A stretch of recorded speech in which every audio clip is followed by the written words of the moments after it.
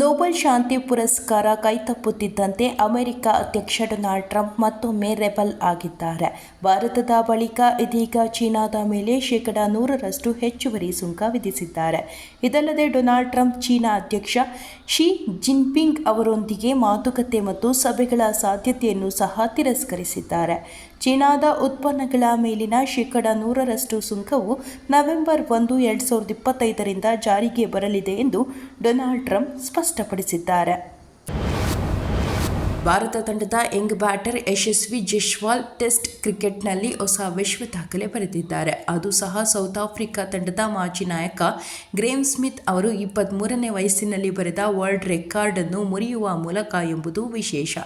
ದೆಹಲಿಯ ಅರುಣ್ ಜೇಟ್ಲಿ ಸ್ಟೇಡಿಯಂನಲ್ಲಿ ನಡೆಯುತ್ತಿರುವ West Indies ವಿರುದ್ಧದ 2ನೇ ಟೆಸ್ಟ್ ಪಂದ್ಯದ ಮೊದಲ ಇನ್ನಿಂಗ್ಸ್ನಲ್ಲಿ ಯಶಸ್ವಿ ಜೈಸ್ವಾಲ್ 253 ಎಸೆತಗಳಲ್ಲಿ 173 ರನ್ ಬಾರಿಸಿದ್ದಾರೆ.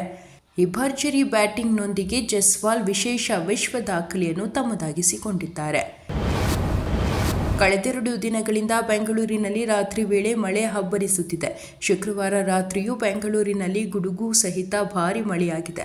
ರಾತ್ರಿ 10 ಗಂಟೆಗೆ ಶುರುವಾಗಿ 12 ಗಂಟೆಯವರೆಗೂ ಸುರಿದ ಮಳೆ ನಂತರ ಕೆಲ ಕಾಲ ಬಿಡುವು ಕೊಟ್ಟಿತ್ತು. ಬೆಂಗಳೂರಿನಲ್ಲಿ ಇನ್ನು 3-4 ದಿನ ಮಳೆ ಅಬ್ಬರಿಸುವ ಸಾಧ್ಯತೆ ಇದೆ ಎಂದು ಹವಾಮಾನ ಇಲಾಖೆ ಮುನ್ಸೂಚನೆ ನೀಡಿದೆ. ಅಕ್ಟೋಬರ್ 13ರವರೆಗೂ ಯೆಲ್ಲೋ ಅಲರ್ಟ್ ಘೋಷಿಸಲಾಗಿದೆ.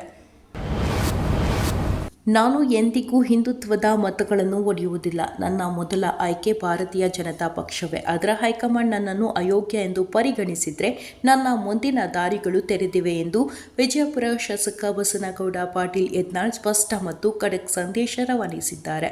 ಈ ಮೂಲಕ ತಮ್ಮ ರಾಜಕೀಯ ನಿಲುವಿನ ಬಗ್ಗೆ ಇದ್ದ ಎಲ್ಲ ಗೊಂದಲಗಳಿಗೆ ತೆರೆ ಎಳೆದಿದ್ದು, ಚೆಂಡನ್ನು ಬಿಜೆಪಿ ಹೈಕಮಾಂಡ್ ಅಂಗಳಕ್ಕೆ ಎಸೆದಿದ್ದಾರೆ.